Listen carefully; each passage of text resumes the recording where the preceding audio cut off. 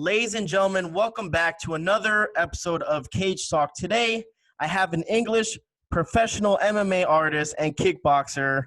We competed for the UFC, Bellator, Cage Rage, Strikeforce, Elite XC, Show XC, Cage Warriors, Cage Contender, Shark Fights, Pancrase, Impact FC. I mean, we have the 2008 King of the Ring, multi-welterweight champion, King of the Ring European multi-champion, 2014 contender promoting kickboxing welterweight champion, former Cage Rage welterweight champion, and Cage Rage British welterweight champion. We got Paul Daley. Woo! That was a hell of That's the intro. That's the intro. That's what's up, man. That is your career, man. That's why. Again, it depends on the fighter and stuff. It depends on how much stuff I have to look up and stuff. But again, a hell of a career so far, and it's an honor to have you on, man. Yes, sir. Thank you very much for the invite. No problem. And how's everything over there, especially in the UK, man? I guess it's the same world over, man. It's different. It's different, but we're getting through it. It's different. Definitely. All right. Let's just start. Let's start it off, man. Let's just dive right into this. A lot of requests for you to come on the show. A lot of people want to know your backstory and where you came from. So again, what got you into mixed martial arts, man? What was the kind of the first stepping stone? To be honest, I've always been a martial arts fan. So like my dad, we went through the especially in the Caribbean community in the UK. I think it was worldwide. I think you had Afro Samurai, you had all of that. My dad was big into martial arts. Jackie Chan, Bruce Lee. He thought he was a drunken master. He's like, so I came up watching those kind of films, but on the flip side, away from the films, he was a big boxing fan, massive Mike Tyson fan. Definitely. So I had that influence as well. So my initial exposure to martial arts and fighting was through Mike Tyson and through films. Definitely. Yeah. And I mean, you can tell, especially your style and the way you fought, man, your stand-up game was disgusting. I mean, shit, it was just crazy. You put people away. Again, you fought a who's list. I mean, you fought Nick Diaz to Jake Shields to John Finch to George Masvidal. I mean, you fought everyone. Scott Smith. I mean, that face plant, man. Yeah.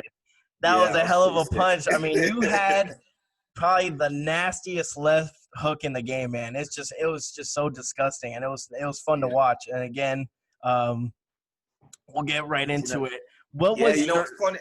What's up? The thing about the left hook is everybody knows it's coming. So I had to start bringing in flying knees and elbows and spinning shit just to keep people guessing. So what shit? I mean, like we said, the flying knees land. Yes, sir. So that's one thing that's kind of, it's very hard for someone to kind of like, especially if you know it's coming. Like you said, like everyone said, the left hook, but people would eat the left hook all the time. Like. It just comes in the way you threw it, man. The thing about, I always say, like, the thing about fighting me is it's always a nerve-wracking experience because I'm a knockout artist. So I kind of feel for these guys sometimes because they know they're in there and the only way they're leaving is by KO. So they don't know what's going to happen. They don't know if it's now or when it's coming, but they know they're going unconscious. So it's a mad situation to fight me, definitely, man. That was one thing about you that was always, as a fan, it was always fun to watch, man. You always brought your A game and stuff like that. So your first debut was in 2003, and it was in Cage Rage, right? I think. It might take you back a little bit, but yeah, shit makes me feel old. But I remember fighting in like a dusty hall somewhere. It might have been. It wasn't Cage Rage. My debut was on another show here in the UK. It was I think it was in a pub or somewhere like that. Yeah, it was people smoking. It was. I think it's there on my record, but. Yeah, my Cage Rage is really kind of like where I sort of found my way as becoming like a personality in the sport. So Cage Rage was was a little bit further on. Before Cage Rage, I had a few fights here and there. I think I didn't move to Cage Rage till I was around at fight number 7, maybe. I'm going to So say that was 7 or 8. your amateur fights were like around 7 fights, and then you went to Cage Rage? No. So I had 14 amateur fights. Okay. Another thing is like, so in the UK when MMA started out, obviously even now the amateur scene is where it is now is good. You have the MMAF or whatever it's called, IMAF or whatever. So okay. you have a solid setup. But back in the day, there was a show called KSBO, and it was only in Nottingham that they did it. So all of the UK, it was only in my hometown where they ran that show. So it's a bit of a, it was a bit like destiny and such. So I found the show. There was no headshots. It was striking, takedowns, and submissions, if you knew submissions at the time. So it was like interesting. Yeah. So that was my amateur career, and then carrying that forward, I probably had about 14 fights with no headshots like that.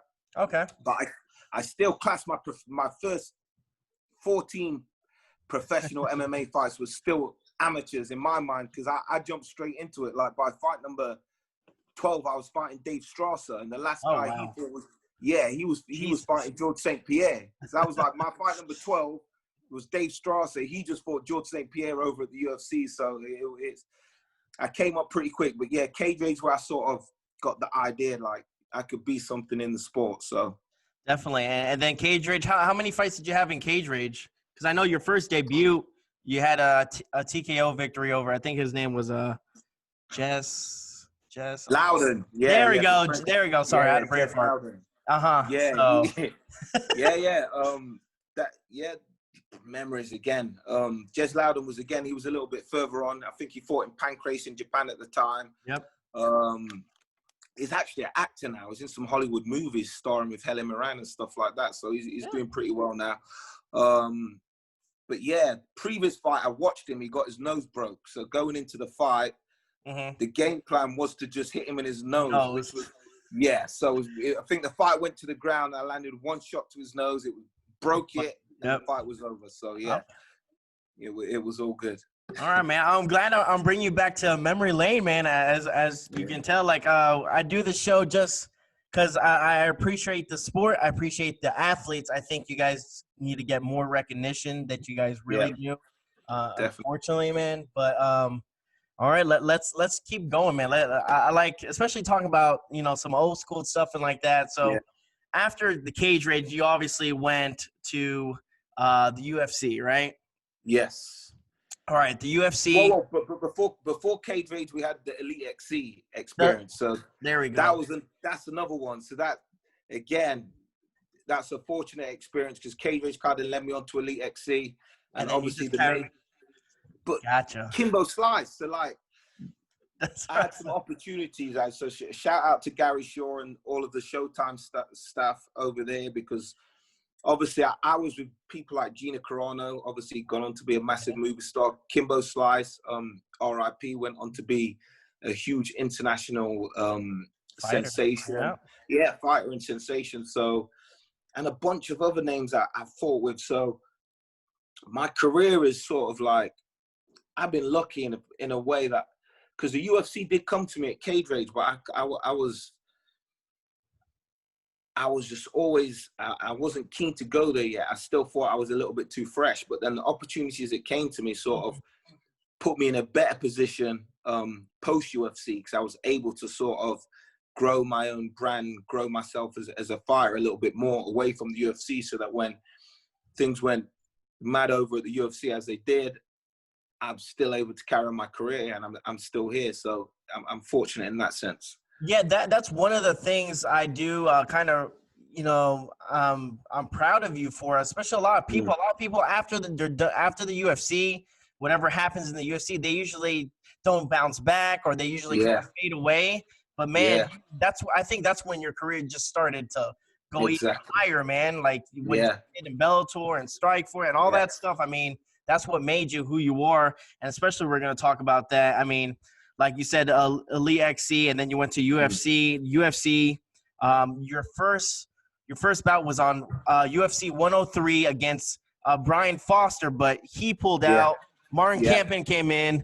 Yeah. You kicked his ass, TKO. Yeah. I remember that fight. It was awesome. Yeah. And then after that, it was like your fights were coming, but like people were like dropping, and then you were like getting like replacements. So another person, UFC at 108, Carlos Condit was supposed to fight. Yeah. He got out. Dustin Hazlitt, I think, and then you beat him. The only problem was the making weight.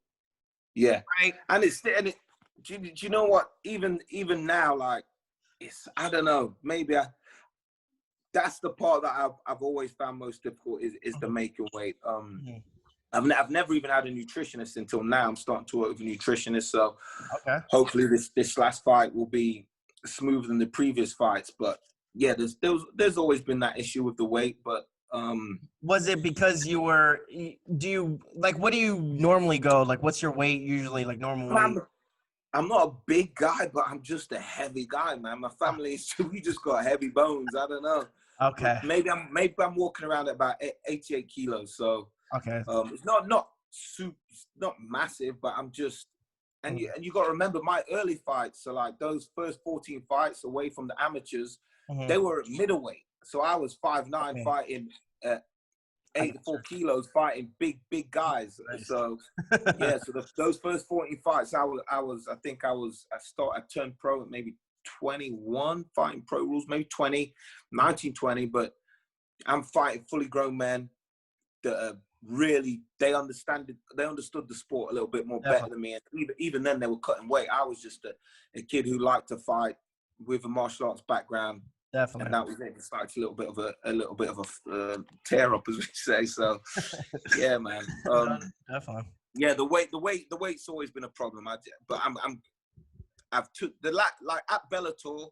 I've had 2 occasions where things have not been right, but I've showed a little bit more better consistency there, I feel. And the last fight, obviously being with the whole COVID pandemic and all of that, I'm going to use that as an excuse. But still, I know other fighters made weight, but the situation wasn't ideal for someone who struggles with making weight anyway. Definitely. So. Okay, no, that's understandable.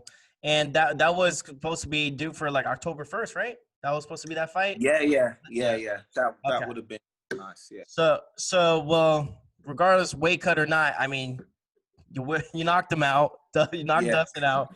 And then you fought the famous UFC 113. You fought Koscheck, where there was obviously some bad blood again towards each other. Can you go through that whole little idea of what happened, just in case no one knew what happened? Yeah, so like the build-up was mad. Like we didn't. I don't really think at that stage the kind of animosity that we had in the bad blood and the smack talking or whatever you want to call it. It wasn't really. Now, people understand the concept now, but me and Josh, we sort of built this fight up so a lot of eyes were watching.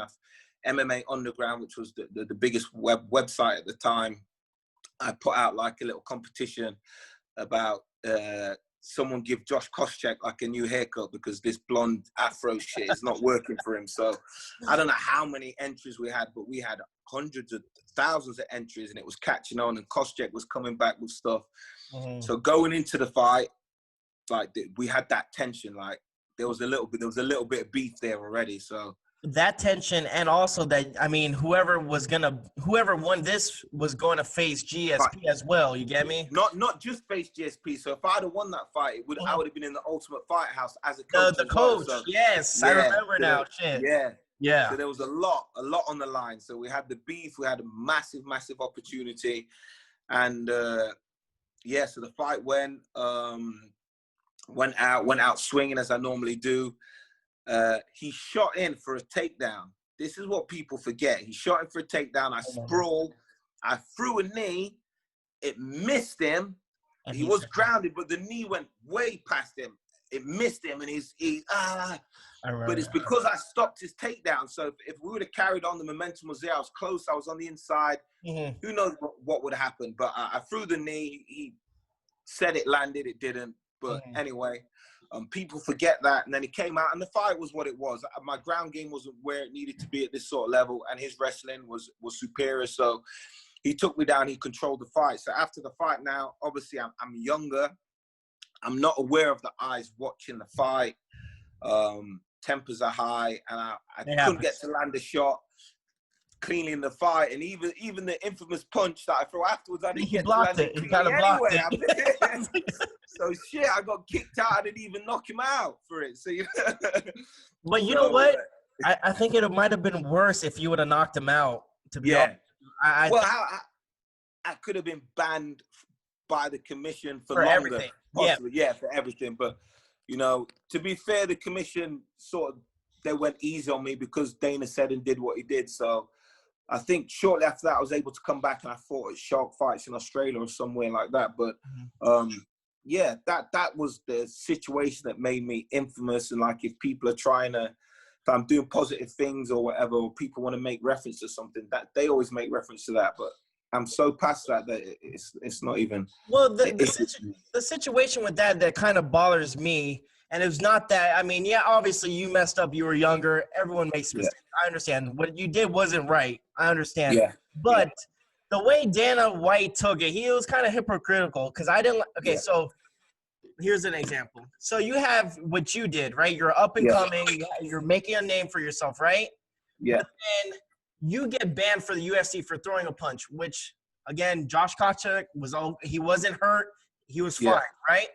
But then you get Conor McGregor, who decides to sneak into the New York, throw chairs, break the glass on the bus, and injure people. Yeah. He only gets fined, and, I mean, obviously he goes to jail, but he gets to fight again still. Yeah. So I understand. where is that so UFC is going to be okay with this guy actually injuring someone than someone throwing a sucker punch? That's where I'm like, so what would happen if you were Conor McGregor and Conor McGregor would have thrown that punch? He would have been okay, right? They would have been like, oh, no. It would have been fined, right? They would have fined him because he's the money guy. Correct? And that's what it boils down to. What can I say? It boils down to money, and it's just business. They can't get rid of Conor because he's worth too much to the company. Exactly. But it should like when you come to consider the situation, it should be more than that, but it's not. It boils down to money. It's like it is what it is. And that's one thing that kind of bothers me still. It's just like I see that happen, and I'm like, but then they use him throwing a chair and attacking the bus as promotion for the next fight. Like, that doesn't make sense. Like, you shouldn't. Exactly. Maybe if the business just was where it is now, things would be done differently. Because, like you say, that could have been done. Koscheck Daley too. He lost to GSP, and maybe Dana looks back and think he missed out on some money there on doing the rerun or whatever. But and then Bellator tried to jump on it and do the rerun. But then Koscheck pulled out. I think he got knocked out or whatever. No, he pulled out and then he got knocked out and then he retired. So So again, that's one of the situations I wanted to talk to you and ask your opinion, just because it kind of bothers me. As you saw, I was talking, I was kind of getting flustered because it's frustrating, especially with your potential. You were the best, at that weight, regardless. And what would you have done? What would you think if, say, nothing of that happened in the UFC? Say you never threw that punch, you never got. Where would you think would be right now? Because, again, like we were talking about your career, how it still kind of skyrocketed after UFC. What did you think if you stayed in the UFC? I definitely think I would have ended up fighting GSP 100%. Not only because even if the opportunity of fighting Koscheck wasn't to fight GSP. Remember, I came in, I took out Campman, who was number 3, and I was so I didn't do it. I was confident in doing it. It wasn't like, oh, this is a big opportunity. I knew I would smash this guy. I was, and the same with Dustin Hazer. And if I wasn't so naive towards my approach to training, and if I had it as I have it now, then for sure I'm fighting for the title. I'm consistently I'm number 1 contender. I don't know, or maybe I beat GSP with the right preparation. Who knows? But I always say this: I was moving so fast in the UFC that Koscheck, Ultimate Fighter, fight GSP, win or lose, who knows? Maybe 4 or 5 more fights, and then my star's fading. So sometimes I say everything happens for a reason. Whereas now, 17, 16 years down the line in the sport. The people that were with me in the sport are retired, and the people that used to watch me, who I influenced getting into the sport, I'm fighting on the same card as them. So I've sort of, like, I'm sparring a guy, and when I was Cage Rage World Champion, it was a big thing. It was on Sky Sports. He was 12 years old. He was watching me. He was 12 years old. That's crazy, man. It's a circle of life, bro. Yes, exactly. So I'm happy in one way that I was able to have the career that I had, the longevity, because I feel like maybe I was moving fast in the UFC. It was number 3 guy, Dustin Hazer, fighting to be on the Contender show and the Ultimate Fighter show and fight GSP then. Who knows? So. Well, especially the way you fought too, to be the longevity, like you said. I mean, that brawler, man, that's rough, man. That's a rough lifestyle to live, man. But again, after that, you've done so many organizations. I mean, I think I spent like 10 minutes listing everything that you did, and then you went to Strikeforce, and again your debut. Debut, man, Scott Smith. Again, he's another brawler, nasty fighter, just face plant. I remember watching that fight not too long ago, man. So again, how was Strikeforce? Because again, like all the organizations, Elite XE, UFC, now we go to Strikeforce. How was Strikeforce, man? Yeah, Strikeforce was a good experience. Like I say, with Strikeforce, there was Ronda Rousey there, wasn't it? So that every promotion I've been at, there's been someone that's been getting a lot of push, which has brought more eyes to the promotion, which has done me good. So at that stage, there was Ronda Rousey. Then obviously Fedor came on board. But working with Scott at that stage was brilliant, because he hadn't been to the UFC. He was so focused on becoming the rival and overtaking the UFC that the stuff he was doing was just straight aggressive business tactics. Promotion was mad. Tournaments and big entrances, and it was completely different to the UFC. So I like my position where I was over at Strikeforce. And again, Scott's he makes matchups that he knows people are gonna like. So you got me in there with guys like Scott Smith. You put me in there with Dwayne Ludwig, Nick Diaz, all these guys that he knows we're gonna put on a show, which again did my profile. It did it good. So at that stage, me and Scott, we were 100% on the same page, and we was doing good things over there. Yeah, man. Like I said, there's not one boring Paul Daley fight. That or it didn't end in a knockout. That's the thing. That's where fans appreciate that, a lot. Don't get me wrong. No one wants to see a boring fighter, but again, you have to fight your fight. You get what I'm saying? And of course, 100%. You gotta do what you feel like it's right and what's the right tactics. But again, loved watching you. And now we come to Bellator. Right? You said you already announced it. That was going to be your last fight, right? This is going to be your last fight. No, it's my last fight.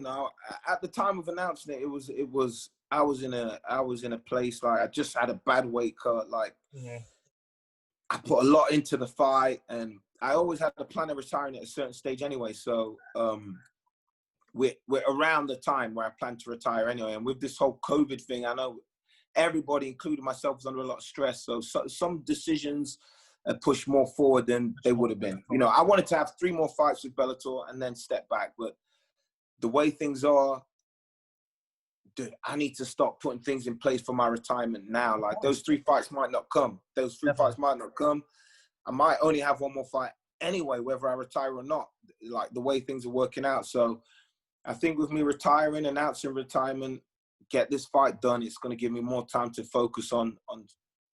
Definitely your next career, basically. Exactly. And that's 100%. That's one thing that's pretty interesting when I talk to fighters and stuff. I recently had John Finch on, and he just retired, and we talked about his retirement. He was just saying, how he kind of had this set already in motion. He had already some wheels ready. So again, just getting ahead of the ball when you can. Exactly. Not retiring and then trying to start over, because that's where you That's and you know what? Just exactly that. You need to have shit in place. The last thing I would want to be is one of these statistics where you see these athletes who have done well, achieved well in their sport, And You it's come and do a catch-up show or some shit, and he's living in a trailer with no job. His kids and wife have left him. He's got holes in his shoes and shit. yeah, that's like something like fucking like a high school reunion shit, and everyone else is doing good, and you're doing the same fucking job. Like you don't want to be that person, man. You don't want to be that guy. Don't want to be that guy like doing the same shit 10 years ago. Like, what are you doing now? Nope, same thing. Yeah, I get you. That's understandable, man. And yeah. So your last fight, do you have an opponent like set in mind, or is kind of who they're gonna give you, or just because of all this COVID shit, you kind of don't know? I don't know. Ideally, you see, especially on my Instagram, I've been pushing for the Pace fight in the UK with the audience because it should have the first time round. It should have happened in the UK. That was weird. Yeah, if they do that in the UK, you'll see everything will change. My approach to the fight will change. The energy and the build-up will change because you got to remember, this is where we're from. We've got certain groups and connections that are behind us that would make the event in itself. You'll see that you'd see that in the build-up. So it was just a mad thing that they did it out in America, but so that would be ideal. That would be your next fight that you would want. Would be that's him? Probably what I'd want as a retirement fight. Whether it works out that way or not, I've been speaking to my management, speaking to Bellator, and putting the feelers out there, trying to get people engaging behind it. But I don't really know if it'll work out like that. So I'll fight whoever, and we'll see who they put in front of me. But I'll fight whoever. I just want to get this fight done and see next what's chapter what. of your career. Yes, definitely. Exactly. And again, whoever you fight, man, I'll be rooting for you always. Hopefully, again, we all want, everyone else to ride off in the sunset. We've seen a lot of fights, John Finch to Randy Couture lose their last fight and retire. But I hope that you get this, man. Hopefully, you have no regrets and you're done with sports. That's a lot of people. They still have a lot of regrets. A lot of fighters I've talked to. Yeah. And that's why they end up coming back and fighting again because they still have that itch to fight still. So hopefully once you're done, man, you put the gloves away and then, start your career with your family and enjoy it, man. Enjoy 100%. And another thing, like I'll say this for the guys in retirement and the guys that are coming back and the guys that are looking forward. One of the things you have to do, which I've noticed, is you have to withdraw. As much as you love the sport, you got to withdraw from it completely. Don't be a commentator. You got to have a separate career because that urge to come back when you're around the sport, it's going to pull you back. And that's when you're going to come back and get your ass knocked out. So I'm telling you, be a realtor, get some property, I don't know, be a school teacher, do some charity work, do something away from the sport, or you're going to come back and get your ass knocked out. Again, the sport evolves every day, man. So much. It's so crazy how it evolves. And like you said, that's some good advice to people that are retired or that want to try to come back, man. Just leave it. Just do something else because shit, I spoil these young guys and I'm like, damn. Exactly. So, and they say it like, that's why I got to give props to guys like Bernard Hopkins and people like that. Even though they've been selective in the fights they take when they're at 50 and 48, like to do it at that age is still amazing. Ridiculous. Yep. Exactly. So like me, you're not going to see that from me because the young guys already are catching me up and I don't want that embarrassing ending. So I'm going to step back. I don't know, do something else. All right, man. Again, thank you for coming on the show, man. You're always more than welcome. I do appreciate everything that you done for the sport, everything. You left it all on the line. And again, I'm looking forward for your last fight, and I wish you nothing but happiness, brother, all right? Thank you very much, brother. Hey, thank you, Paul. Have a good one, buddy. Take care. Nice one.